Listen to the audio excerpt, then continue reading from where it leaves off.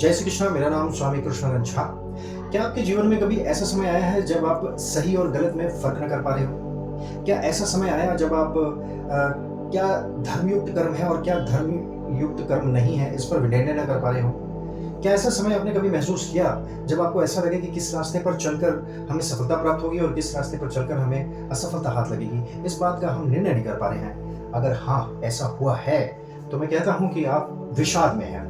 ठीक उसी प्रकार जिस प्रकार अर्जुन आज से ठीक 5161 वर्ष पहले धर्मभूमि कुरुक्षेत्र में अपने सगे संबंधियों को देखकर विषाद में चले गए थे। आज का मेरा ये वीडियो गीता के पहले अध्याय यानी विषाद योग के ऊपर है। जी हाँ, मैंने कुछ दिन पहले एक वीडियो छोटा सा जनरेट किया था और हमारे संस्थान का जो उद्देश्य है आप लोगों को गीता के साथ जोड़ना, इसको लेकर मैंने एक छोटा सा वीडियो बनाया था जिसमें मैंने आपसे बताया था कि अगर आप गीता पढ़ना चाहते हैं तो सबसे पहले आप एक छोटी सी प्रक्रिया को फॉलो कीजिए। अगर आपने वो वीडियो देखी है तो ठीक है, और अगर नहीं देखी है तो मैं उसका लिंक नीचे वीडियो डिस्क्रिप्शन में शेयर कर रहा हूँ। आप उसे देखिए और सबसे पहले उस प्रक्रिया को फॉलो कीजिए। जिन लोगों ने उस वीडियो को देखा और देखने के बाद मुझे मैसेज किया कि उन्होंने गीता पढ़ने की कोशिश तो की लेकिन चैप्टर उन्हें समझ नहीं आया, तो मैंने सोचा क्यों ना मैं अपना एक इंट्रोडक्शन वीडियो गीता के हर एक चैप्टर्स पर तैयार करूं और आप लोगों से साझा करूं। तो मैंने इस प्रयास को आज से शुरू किया है और गीता के हर एक चैप्टर का एक इंट्रोडक्शन वीडियो मैं आप लोगों के बीच में साझा जरूर करूंगा, जिसको देखने के बाद अगर आप गीता के चैप्टर्स को पढ़ेंगे तो निश्चित रूप से आपको उसका अर्थ, वास्तविक अर्थ समझ में आएगा। तो चलिए शुरू करते हैं गीता के पहले अध्याय के बारे में। जी हाँ, गीता का पहला अध्याय है अर्जुन का विषाद योग। विषाद योग एक ऐसी परिस्थिति थी जब कुरुक्षेत्र में दो सेनाएं आपस आमने सामने खड़ी थीं और युद्ध का शंखनाद हो चुका था। तब अर्जुन के मन में एक प्रश्न आता है और वो कृष्ण से कहते हैं कि हे कृष्ण, मेरे रथ को दोनों सेनाओं के बीच में खड़ा कर दीजिए। मैं इस युद्ध में देखना चाहता हूं कि मुझे इस युद्ध में अपने किन किन लोगों के साथ युद्ध करना होगा।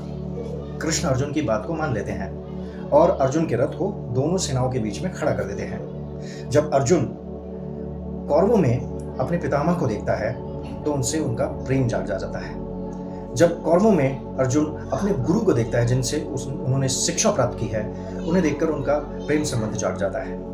और कौरवों में अपने सगे संबंधी भाइयों को, मित्रों को और दिल के पास के कई सुहृद लोगों को देखता है तो अर्जुन दुखी हो जाता है और वो विषाद में चला जाता है और कृष्ण को तर्क देने लगता है कि हे कृष्णा, अपने लोगों को मारकर तो हमें पाप हो लगेगा।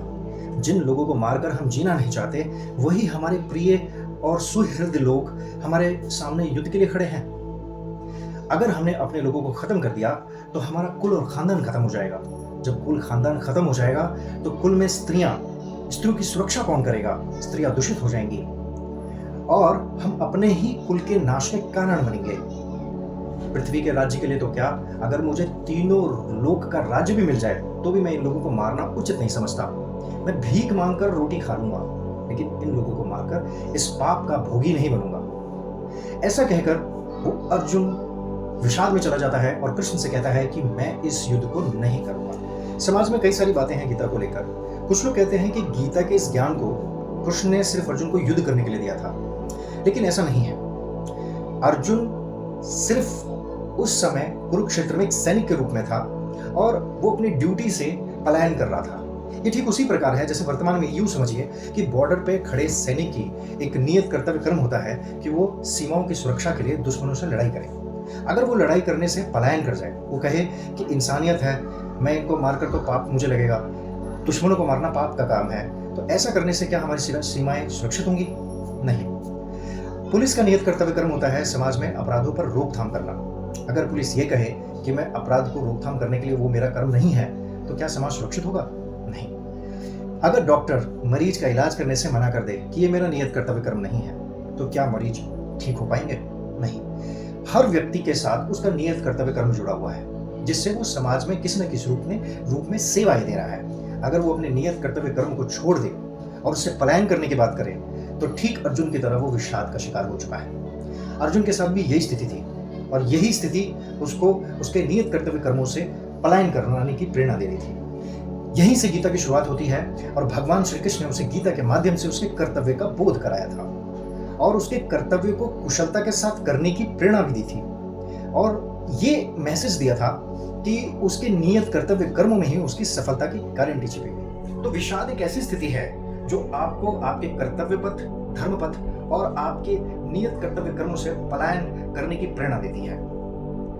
इसलिए विषाद से बचने का प्रयास करना चाहिए। अब प्रश्न ये उठता है कि क्या अर्जुन का वो विचार न्याय संगत था? नहीं, अर्जुन का वो विचार न्याय संगत नहीं था और ना तो धर्मयुक्त था। ये उस समय वो विचार कर रहा था जब कौरवों को समझाने के सारे प्रयास असफल हो चुके थे। कौरव पक्ष निर्णय कर चुके थे कि पांडवों के विनाश से ही उनकी मुक्ति होगी, वो युद्ध करके ही मानेंगे। उन्होंने कृष्ण भगवान के शांति प्रस्ताव को भी ठुकरा दिया था। ऐसी परिस्थिति में अर्जुन का यह निर्णय कि मैं कौरवों को नहीं मारूंगा, ये न्याय संगत नहीं था। व्यक्ति विषाद में क्यों जाता है, इसका कारण क्या है?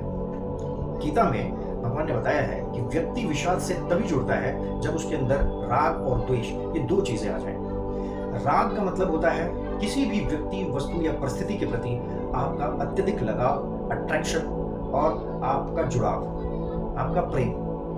अर्जुन का जो विषाद का कारण था, ये यही मोह और प्रेम था अपने लोगों के लिए। द्वेष, द्वेष मतलब किसी भी व्यक्ति, वस्तु या परिस्थिति से अत्यधिक घृणा, नफरत या दुश्मनी का भाव रखना। ये दोनों ही स्थिति, राग और द्वेष, व्यक्ति को विषाद में डालते हैं। विषाद व्यक्ति को अवसाद, चिंता और मनोविकार जैसी मानसिक बीमारियों से जोड़ता है और साथ ही शारीरिक बीमारियां भी उत्पन्न करता है। जैसे अवसाद में ग्रसित व्यक्ति का पाचन तंत्र ठीक से काम नहीं करेगा, उसका इम्यून सिस्टम कमजोर हो जाएगा और वो शारीरिक रूप से कमजोर भी हो जाएगा। तो इस प्रकार से विषाद व्यक्ति को मानसिक रोग के साथ और शारीरिक रोग के साथ जोड़ता है।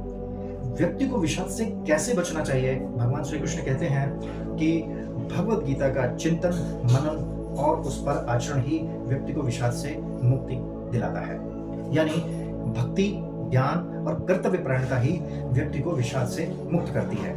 इसलिए आप इस गीता के पहले अध्याय को जरूर पढ़ें। मेरे इस वीडियो को देखने के बाद अगर आपको इस गीता के अध्याय को समझने में सहायता मिली तो आप अपने इस मैसेज को कमेंट बॉक्स में जरूर दीजिएगा।